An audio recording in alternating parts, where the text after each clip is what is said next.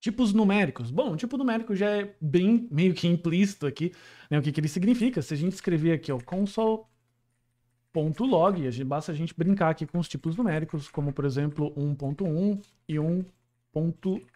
Opa! 1.2. Então é só a gente clicar aqui e ele vai mostrar pra gente, beleza? Um erro bastante comum que alguns iniciantes cometem por conta dessa diferença de idioma, né?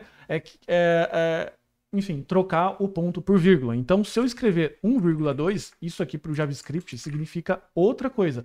Até aqui para o console.log significa que eu estou trabalhando com dois argumentos diferentes. Então, só fica atento que esse 1.1 ou 1.2 tem que ser literalmente ponto, tá bom? Eu posso ainda trabalhar com algumas notações, como por exemplo, ponto 12. O ponto 12, se eu colocar... É que o meu Visual Studio Code aqui, provavelmente o seu também está corrigindo, mas se eu trabalhar aqui com ponto 12, ele também entende que é 0.12, beleza? Eu vou salvar aqui e ele vai deixar com 0.12, legal?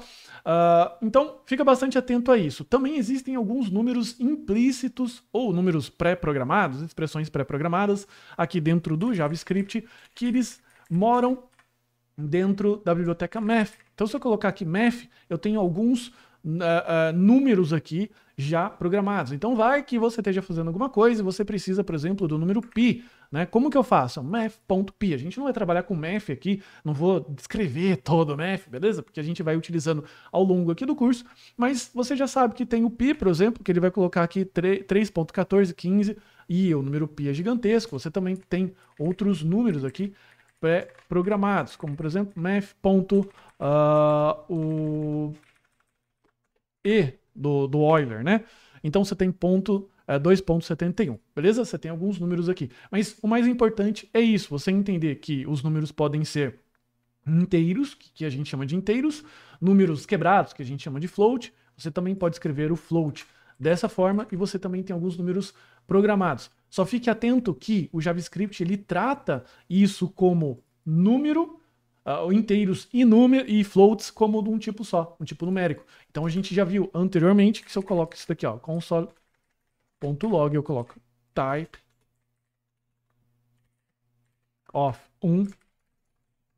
1.2, por exemplo, e eu vou executar, ele vai colocar number e number aqui. Legal? Então só fica atento a essa questão. Outro detalhe, você não precisa também colocar separadores de milhar. Por exemplo, se eu colocar console.log um número muito grande aqui, por exemplo, sei lá, 10.000, você não pode colocar esse ponto aqui, beleza?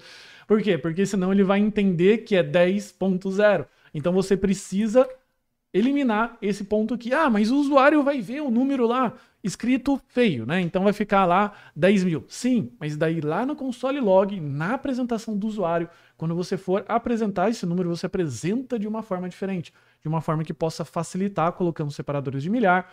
No caso, quando você vai vamos supor que isso aqui seja R$1.000, 10.000 reais, aliás, você vai colocar desse jeito, tá? Então tem formas de você apresentar. Na hora que você está declarando o número e fazendo contas, não é a hora de formatar. Aliás, evite qualquer tipo de formatação e utilize essas formas nativas de se escrever números no JavaScript.